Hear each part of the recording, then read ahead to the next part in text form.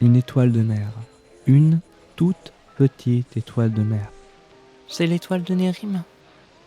Leila ne cessait de l'affirmer dès que les explorateurs, les marins ou les scaphandriers mettaient en doute son dessin. Un dessin qu'elle avait colorié sans dépasser une seule fois.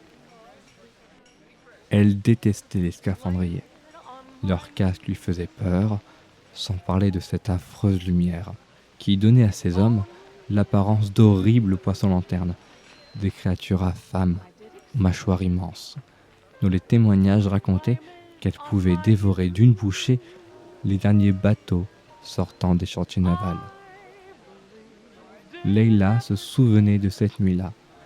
Elle n'avait pas fermé l'œil de la nuit.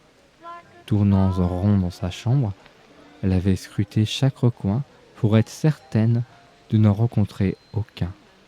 Mais en nuit d'orage, ces abominations avaient envahi les cieux. Elle détestait vraiment les scaphandriers. Un seul avait pris son dessein au sérieux. Un seul.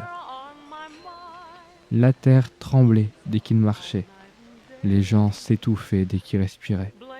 Il suffisait de le regarder pour deviner chaque détail de ses aventures en eau profonde, jusqu'au moment où il retira son scaphandre. Un œil sans paupières, un visage ayant tant connu les profondeurs que des coraux lui servaient de mâchoire. Un monstre respirant tantôt par des bronchies, tantôt comme les autres hommes qui le dévisageaient. Un monstre qui s'approcha du comptoir en menaçant de s'asphyxier dès son premier mot. Pourrais-je vous emprunter des bandages? Personne ne lui aurait donné cette voix. Une voix capable de calmer les plus virulentes tempêtes.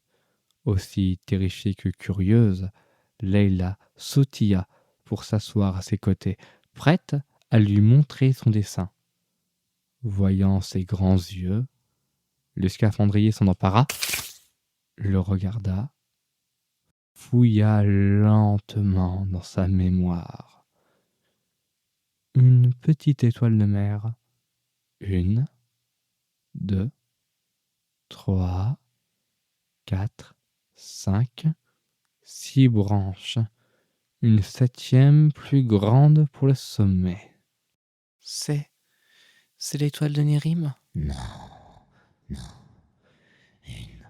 Une abomination qui m'arracha la jambe. Personne ne le remettait en doute.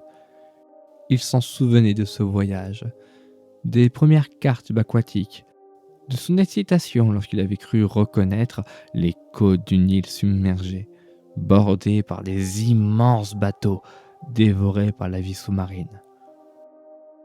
Posant le pied à terre, il s'était emparé du premier sabre rouillé se trouvant à sa portée.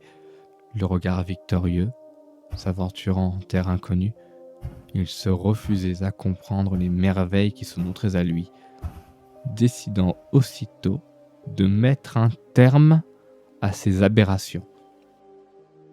Il s'en était assuré. Des baleines clairlunaires, des poissons aux écailles solaires, il n'en resterait moins que des souvenirs, jusqu'au moment où il arriva au cœur de l'île. Le scaphandrier traînait tellement de carcasses que son poids avait doublé, puis triplé, pour finalement quadrupler, sans aucun remords, sans aucun regret, dans le ton de sa voix. Je remarqua cette étoile que trop tard. Profitant d'un moment de silence, il s'empara des bandages, révélant ainsi sa jambe droite, tenant autant par miracle que cauchemar. Quelle chose, vous? La dernière baleine qui croisa sa route, un banc de dorade dont le goût lui revenait guère, surtout un immense poisson lanterne, semblant lui traverser la jambe. Une mâchoire aux dents de requin, des nageoires s'agitant encore, qui paraissaient scier au travers sa chair, comme deux grands yeux absents, aussi terrifiés que Leïla. Le cœur battant, les mains tremblantes, voulant s'enfuir, restant là, assise sur sa chaise, suspendue dans cet instant qu'elle ne revoyait que dans ses nuits où ces poissons envahissaient les cieux. Leïla, Leïla, ne t'en fais pas. Ce vilain monsieur va gentiment s'en aller.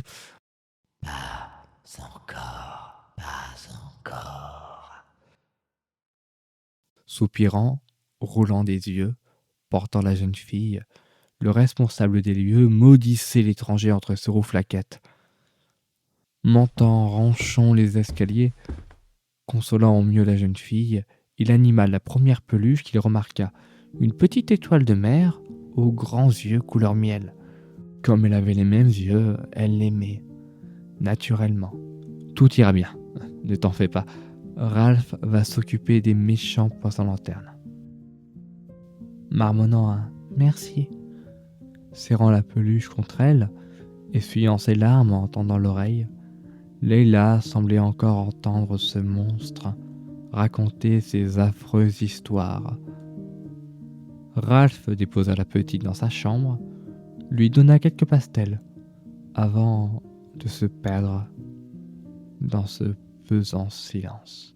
Ce n'est pas vrai. Hein. Ce n'est pas vrai ce qu'il raconte.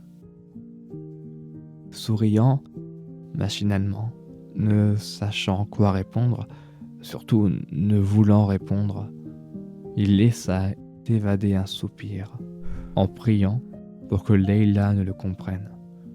Lui ébouriffant les cheveux, l'observant quelques instants dessiner sur le plancher, il s'en alla, en retroussant ses manches, en claquant ses bottes dans les escaliers, espérant intimider. Le scaphandrier était toujours présent, assis à la même place, resserrant, puis rajoutant des bandages, attendant patiemment qu'on lui adresse de nouveau la parole. « Vous êtes content de vous ? Pour une fois qu'on s'intéresse à son dessin, vous me la terrifiez. » Que voulez-vous? Je n'apprécie guère les poissons lanternes. C'est tout ce que vous avez à dire ? À vrai dire, je compte bien